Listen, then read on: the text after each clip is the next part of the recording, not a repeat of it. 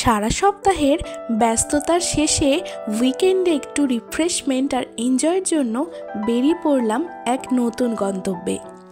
সমুদ্রপিয়াসী মানুষদের জন্য 2 নাইট 3 ডেজের জন্য আমাদের আজকের গন্তব্য হলো বাঙালির দীপুদার অন্যতম দীঘা।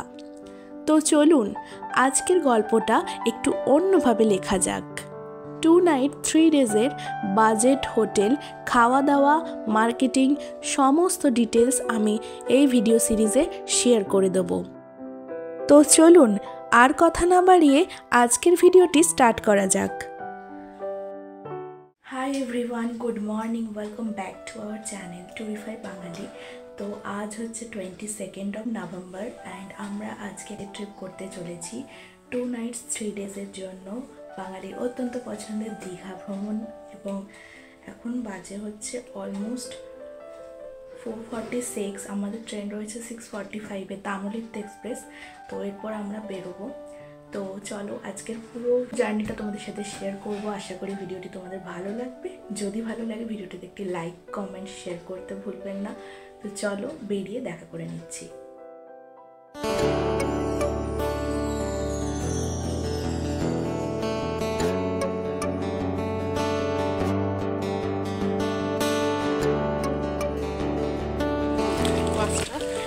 পাঁচটা 15 বাজে, এক ফোঁটা আলো নেই, যেন মনে হচ্ছে রাতের বেলা বেরিয়ে গেছি।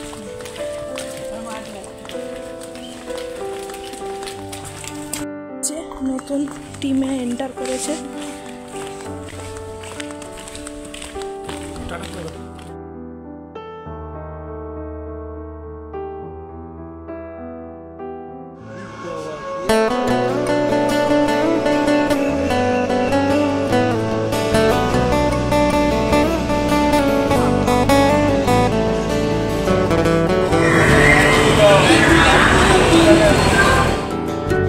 আমাদের ট্রেন ছিল 12857 হাওড়া তাম্রলিপ্ত এক্সপ্রেস। এটি হাওড়া থেকে সকাল 6:45-এ ছেড়ে যায় আর দীঘাতে পৌঁছায় সকাল 10টায়। মাঝে পড়ে 6টি ইন্টারমিডিয়েট স্টেশন। এই ট্রেনে মূলত 6টি সেকেন্ড সিটিং এবং একটি এসি চেয়ার কার রয়েছে। তার সাথে 2টো জেনারেল বগিও রয়েছে।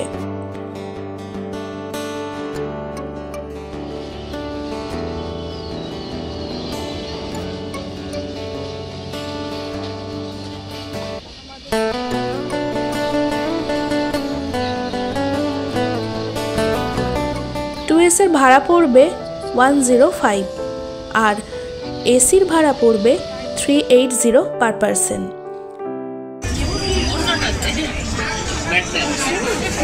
আমাদের ট্রেন এখন উলুবেড়িয়ায় ঢুকলো। এখন বাজে 7:33।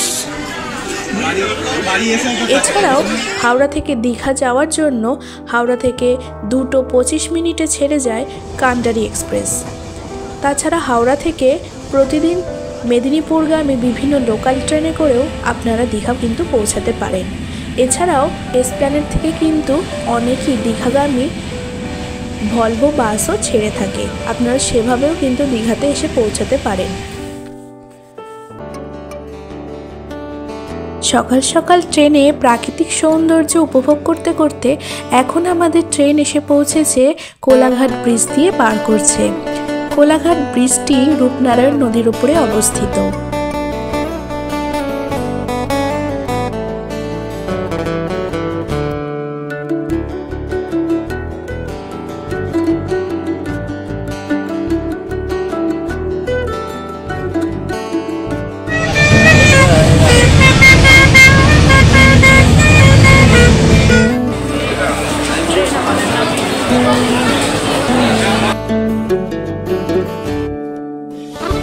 তো ঘড়িতে এখন বাজে 10টা 7।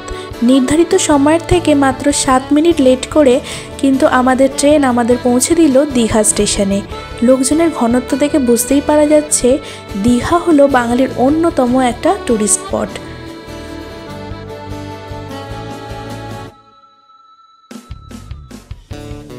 দীঘা স্টেশনের পার্শ্ববর্তী এলাকাতেই তৈরি হচ্ছে অন্যতম ফেমাস জগন্নাথ মন্দির। এখনও সেটার কাজ চলছে, তারই কিছুটা অংশ আমি তোমাদের এখানে শেয়ার করলাম। এরপর স্টেশন থেকে বেরিয়ে গুটি গুটি পায়ে হাঁটতে হাঁটতে চললাম টোটোর সন্ধানে। ফাইনালি আমরা চলে এলাম দীঘাতে। এখন বাজে হচ্ছে 10:21 বাজে। মোটামুটি ঠিক টাইমেই পৌঁছে দিয়েছে, মোটামুটি ঠিক টাইমেই ট্রেন এসেছে।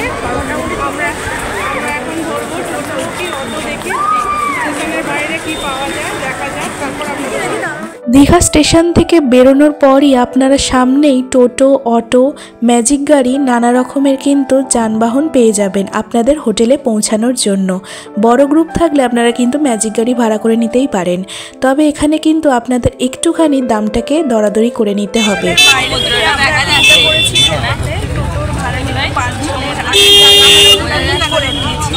আর এটা নামাবে আমাদের দীঘা জাহাজ বাড়ির কাছে।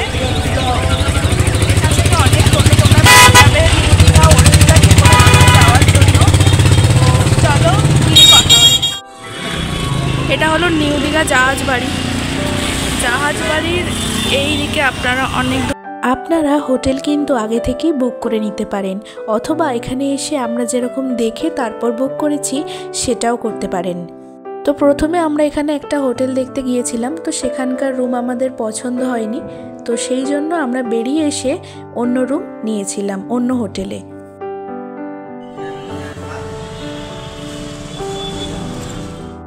প্রতিবারের মতো আমরা এবারেও ঠিক করলাম নিউ দীঘাতেই থাকবো, তাই নিউ দীঘা জাহাজ বাড়ির একদম সামনে অবস্থিত হোটেল মার্লিনেই আমরা আমাদের বুকিংটা সেরে নিলাম। হোটেলের সম্পূর্ণ রিভিউ এবং রুমগুলোর সম্পর্কে আমি পরের ভিডিওতে শেয়ার করব, আশা করি তোমাদের ভালো লাগবে। তো এখানে আমরা একটুখানি রুমে ফ্রেশ হয়ে তারপর বেরিয়ে গেলাম সি বিচের উদ্দেশ্যে।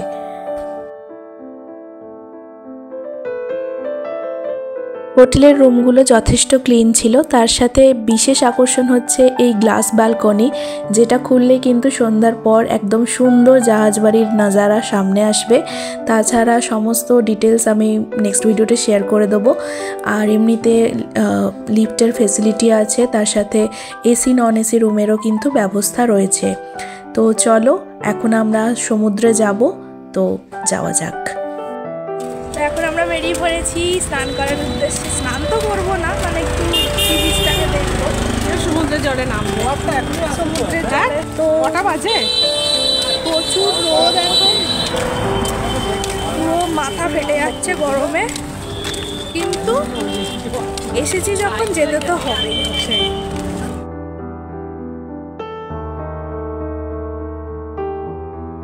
সমুদ্রে ঘুরতে এসেছি আর ডাব না খেলে কি হয়। আর ট্রেন জার্নি করেও অনেকটা আমি টায়ার্ড হয়ে গেছিলাম, তাই ডাবের জলটা খেয়ে অনেকটাই কিন্তু ফ্রেশ লাগছে।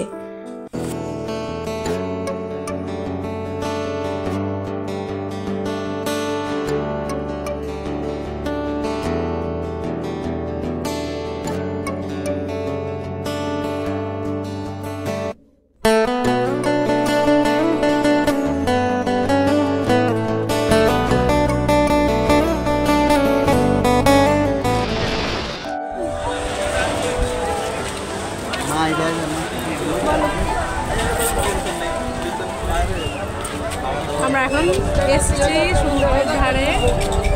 চান তো করবো না, একটুখানি জলে পাটা ভিজিয়ে একটু গা ভিজিয়ে চলে যাবো, কিন্তু আজকে আর আমরা করবো না। আর এমনিতেও যা লোক। এরপর হোটেলে ফিরে লাঞ্চ সেরে কিছুটা রেস্ট নিয়ে আমরা তৈরি হয়ে গেলাম বিকালে বেরোনোর জন্য।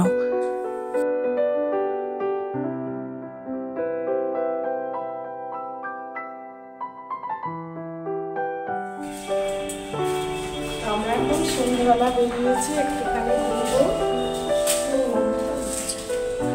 আমি যাবো এখন দীঘা সি বিচ, তারপর যাবো ঢেউসাগর পার্ক, ওখান থেকে একেবারে রাত্রে খাওয়া দাওয়া সেরে হোটেলে ফিরবো। ততক্ষণের জন্য আপনারাও চলুন দেখি। এখন বাজে চলো চলো এখন যাব আমরা ঢেউসাগর পার্কে। ঢেউসাগরে ওল্ড দীঘা আগে ওল্ড দীঘা যাবো, তারপর যাবো ঢেউসাগর। সন্ধ্যা নামতেই দীঘা যেন এক অপূর্ব আলোক ঝলমলে সাজে সেজে উঠল। চারদিকের আলোগুলো কি সুন্দরভাবে ঝলমলিয়ে উঠল। এখন আমরা চললাম ওল্ড দীঘার উদ্দেশ্যে। ওল্ড দীঘায় নিউ দীঘার জাহাজবাড়ির সামনে থেকে আমরা টোটো ধরে নিলাম। সময় লাগলো প্রায় 15 থেকে 20 মিনিটের মতো। ভাড়া পড়লো পার পারসন 20 টাকা করে। ওল্ড দীঘায় নেমেই আমার যা চোখে পড়ছে তা হলো রাস্তার দুধারে আপনাদের থাকার জন্য কিন্তু এখানেও হোটেলের সম্ভার রয়েছে। তাছাড়াও এখানে কাজু, মিষ্টি আর অন্যান্য খাবারের অনেক দোকান এখানে আপনারা সি বিচ সাইডে পেয়ে যাবেন। বাচ্চাদের জন্য রয়েছে এই আলোকসজ্জিত ছোট ছোট গাড়িগুলি রিমোট কন্ট্রোলের। এগুলোতে কিন্তু বাচ্চারা অনেক মজা পাবে।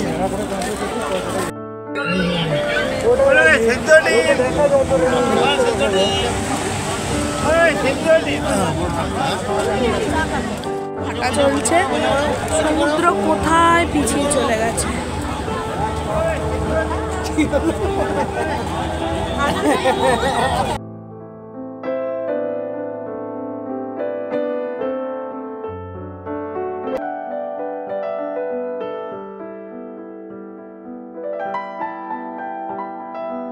এরপর ওল্ড দীঘাতে আমরা একটা সুন্দর সন্ধে স্পেন্ড করলাম।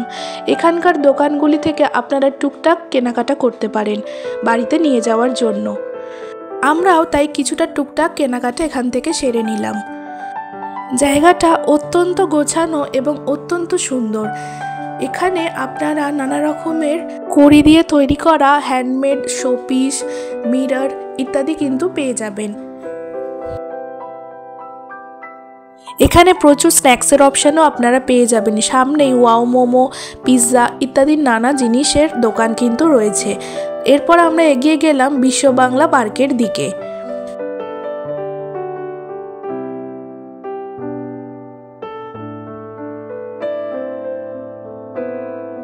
এখানে ব্যাগের দোকান থেকে আমরা কিছু ব্যাগও কিন্তু কিনে নিলাম।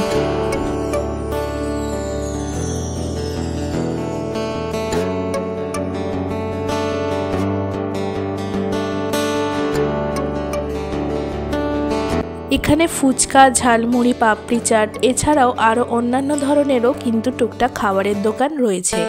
তার সাথে একটা ফ্যামিলি টাইম কাটানোর জন্য এটা কিন্তু একটা সুন্দর ডেস্টিনেশন হতেই পারে। ঘোরাঘুরি করতে করতে মধ্যেই আমাদের চোখে পড়লো এই দেখতে প্রাণীটা। তোমরা কি এর নাম বলতে পারবে? বলতে পারলে অবশ্যই কমেন্ট সেকশনে জানিও।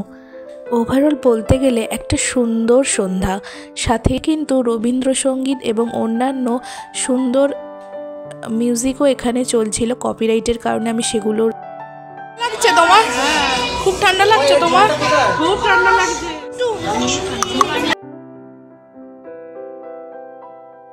এরপর আমরা ওল্ড দীঘা থেকে বেরিয়ে চললাম নিউ দীঘার ঢেউসাগর পার্কের দিকে।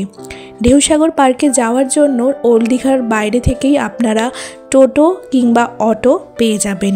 ভাড়া পড়বে 5 জনের ওই 100 টাকারই মতো। আমরা পৌঁছে গেলাম দীঘার অন্যতম টুরিস্ট অ্যাট্রাকশন ঢেউসাগর পার্কে। ঢেউসাগর পার্কে সকাল 10টা থেকে রাত 10টা পর্যন্ত এটি খোলা থাকে, আর তার সাথে এর টিকিট প্রাইস হলো 10 টাকা প্রতি পার্সন। অগন্তি খাবারের দোকানের পাশাপাশিও বাচ্চাদের কিন্তু এনজয় করার জন্য, তার সাথে বড়দেরও প্রচুর পরিমাণে joy ride, cruise, toy train প্রভৃতিও কিন্তু এখানে রয়েছে। তো একটা মাস্ট রেকমেন্ডেড জায়গা বলা যেতেই পারে। তো এরপর আমরা ডিনার সেরে তারপর হোটেলে ফিরলাম। তো আজকের ভিডিওটা এত দূরই ছিল। যদি ভিডিওটা একটু হলেও ভালো লেগে থাকে এবং হেল্পফুল মনে হয় তাহলে অবশ্যই চ্যানেলটিকে সাবস্ক্রাইব করবেন এবং ভিডিওটিতে একটি লাইক দিতে ভুলবেন না।